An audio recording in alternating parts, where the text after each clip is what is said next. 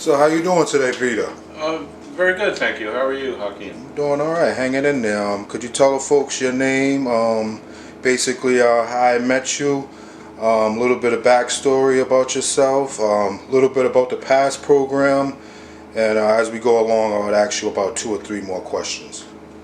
Okay. Well, I think I met you. You were doing a presentation at the Trinity Village treatment program that I was participating in for some substance abuse issues, and you came to talk about the past program, and I kind of followed it up and ended up, being accepted into the program.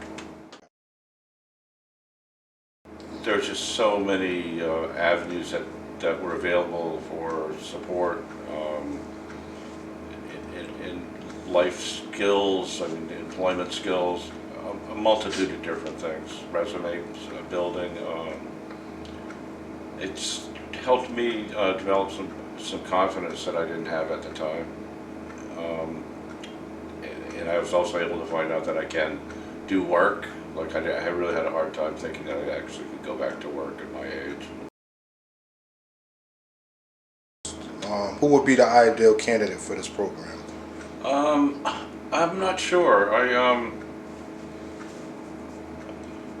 I think there's a lot of younger single moms that could really, benefit from this program, especially that are struggling financially. And like me, I needed to, I guess, get my skills up to speed a little bit so that I could be more marketable as far as an employee, and also feel like I'm able to have the confidence to become an employee again after being out of work. So could you tell me a little bit about your background, Peter, if you don't mind? Just brief description of, Well, I'm 68. Went in the Air Force after high school. Partied a lot in the Air Force. Partied a lot through a lot of my life, and actually realized that I really had a problem with substances when I came back to Newport, and started getting involved with like 12-step groups.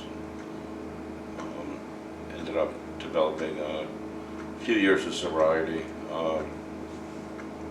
Got married, moved up to Worcester, had a child,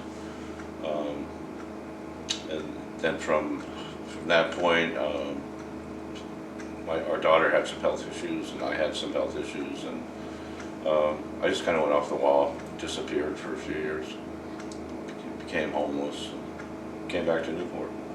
So how are you doing nowadays? A lot better. Just became a grandfather just a couple 3 weeks ago.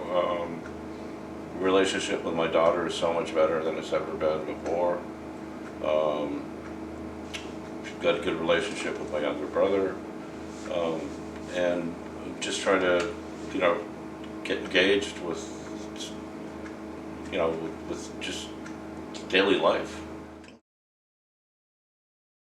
So I have 2 more questions for you. Any resources around here that you utilize on a regular basis? I've used like the food bank, like the Martin Luther King Center, which just happens to be right next door, but the Salvation Army, a couple of good resources, and That's it. So, what's some advice you can give to people, going through a little hard times?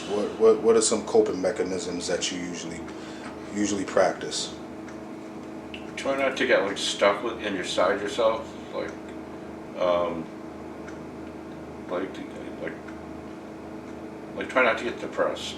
Try not to sit there and watch TV all day, because it just dulls your mind. At least it does for me, and I don't get a lot of help in that area.